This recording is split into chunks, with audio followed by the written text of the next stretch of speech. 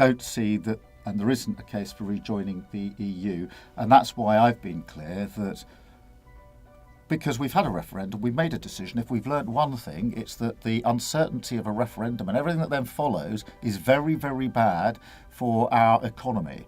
And our job, if we're privileged enough to come into government, will be to clear up the mess and rebuild our country. That means we have to make Brexit work. So don't get me wrong, I'm not saying that the deal we've got is good enough.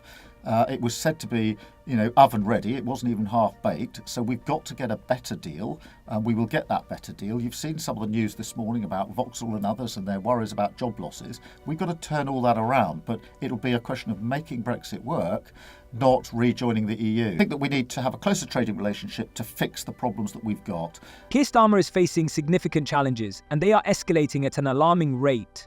In fact, there are multiple issues at play, but the most pressing one is that even his own deputies are starting to question his ability to lead the country. Following his recent blunder in Brussels, members of his team are beginning to depart, sparking a genuine wave of discontent. Let's examine why the Labour Party is crumbling from within. Starting with his latest misstep, it seems this individual is struggling to find the right direction, doesn't it? Just when you think Labour can't sink any lower, Starmer manages to surprise us once again. What has triggered such outrage this time? He was caught engaging with Brussels over the so-called Pan-Euro-Mediterranean Convention. It may sound odd, but this is far from a trivial agreement. It could potentially drag us back under EU regulations. Haven't we spent years trying to escape from that? This convention poses a serious threat to Britain's trade and sovereignty. It's the biggest lying con of all time. And I think they're going to lose the trust immediately if they do this, because it was obvious. I question, especially when you think that most of the media is right-wing in this country, how they let the Labour Party get away with saying, well, we're not going to put up taxes, but we've made that clear in our manifesto. But when they're asked, well, what about corporation tax? What about inheritance? Oh, they wouldn't comment. And I think how they were allowed to be given such an easy ride, I think it's really about that everybody was so fed up with the Conservatives. They thought, well, let them get away with it. But I think it's a dereliction of duty of the media to have allowed this not to be answered properly, because of course they're going to do that. And I think it's levelling down the country, not levelling up. In other words, they're poised to take control once more. And what is our government doing about it? As usual, they're just sitting back, showing no inclination to take action. Cabinet Minister Nick Thomas-Symonds claims they have no immediate plans to sign the agreement. Yet discussions are ongoing. Starmer had promised to honour the results of the Brexit vote, but now he's once again trying to appease Brussels. This is a blatant slap in the face to every voter in the country. This EU scandal has turned into a ticking time bomb for the Labour Party. MPs are outraged, voters feel betrayed, and Starmer appears increasingly bewildered and lost. He's attempting to please everyone, but it's backfiring spectacularly. And guess what? The repercussions are just starting to unfold. Internal chaos within the Labour Party? What's next? We were just discussing Starmer. Confusion surrounding the EU? Brace yourselves, because the Labour Party is losing several key figures, and they're not going quietly. This isn't just a few insignificant individuals throwing a fit. We're talking about prominent members of the shadow cabinet, those who should be leading the Labour Party in the upcoming election. Instead of gearing up to challenge the Tories, they're turning their backs on Starmer. In just the past week, 3 senior Labour MPs have resigned from their positions on Starmer's team. This is a significant development, and they aren't holding back in their criticisms as they depart.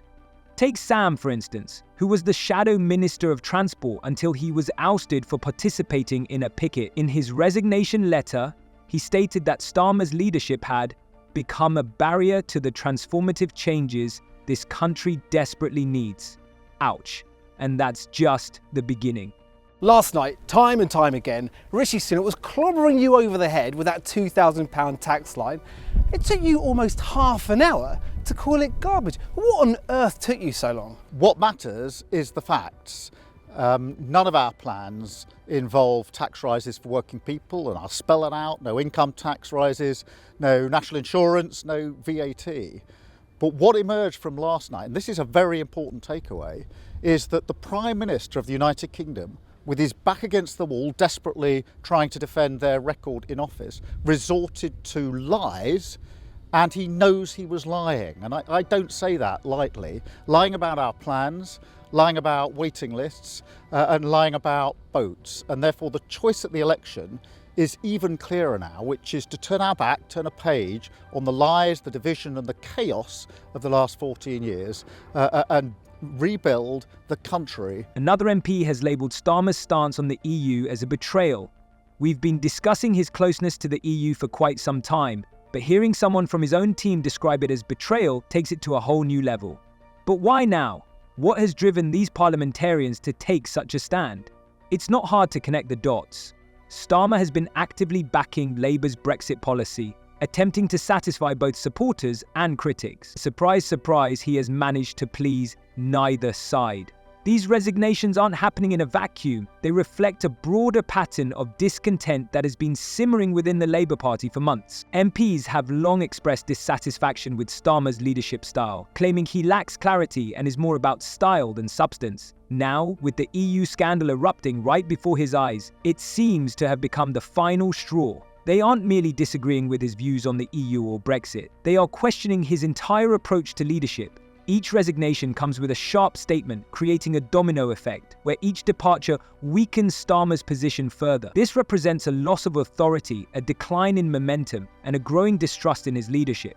So, what does this mean for the Labour Party? The outlook isn't promising, is it? They are losing seasoned MPs who could have been pivotal in the election campaign. And with every resignation of these prominent figures, it's yet another blow to Starmer's credibility. And my favourite is the rail reform.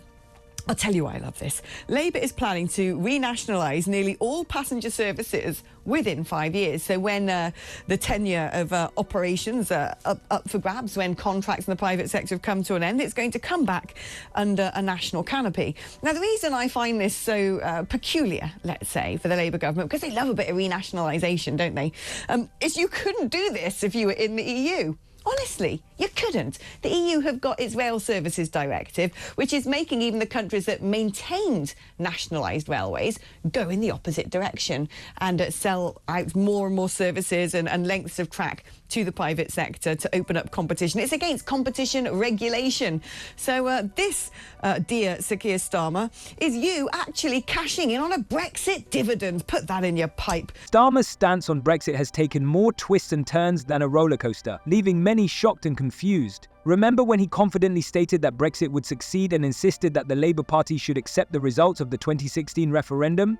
Now he seems to be singing an entirely different tune, and it's quite astonishing. Let's delve into this further. Starmer has been caught engaging with the EU, and this isn't just a casual chat. His spokesperson is attempting to calm the waters, claiming that their agreement with the EU won't infringe on any borders. But haven't we heard that before? Keir Starmer, I think, is doing a wonderful job of distracting from the main points on his own home ground. I've voted all parties for all colours, and I'm 50 years old. I can remember Thatcher. I can remember voting with regards to George Osborne and Cameron. But moreover, I will say one thing and one thing only. I'll let you ponder with this thought. I will never, ever vote Labour again, because all I can see from this party at the moment is distraction, distraction, distraction. And they will plough on and run this country into the ground. If we decide to join the EU, we might have to align our food standards with those of Europe. This would mean losing control over what can be sold on the shelves of our supermarkets. It's as if Brexit never happened. Commissioner Maros Sefcovic inadvertently revealed that Britain's potential membership in this PEM club is something we could explore. He even hinted that this could be part of a reset in our relations with the UK. Starmer and his team are trying to downplay the significance of this, insisting that it won't infringe on any boundaries. But who are they trying to deceive? This all reeks of EU control. They seem to believe we have short memories.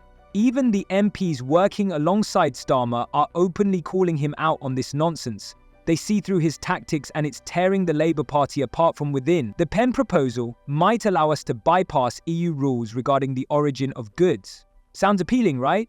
But there's always a catch when it comes to deals with the EU. At the weekend, I took a microphone and a camera to a high street and I spoke to a load of pensioners that, some voted Labour, some didn't. But the anger out there is so high. They cannot believe what this government is doing. The optics is terrible. They are living the high life. Keir Starmer has had more freebies than any other MP over the last 5 years. I mean, after what he said in interviews and in Parliament, this is the biggest hypocrite in politics. It's such a bad look, and they are so out of touch with the normal people of this country.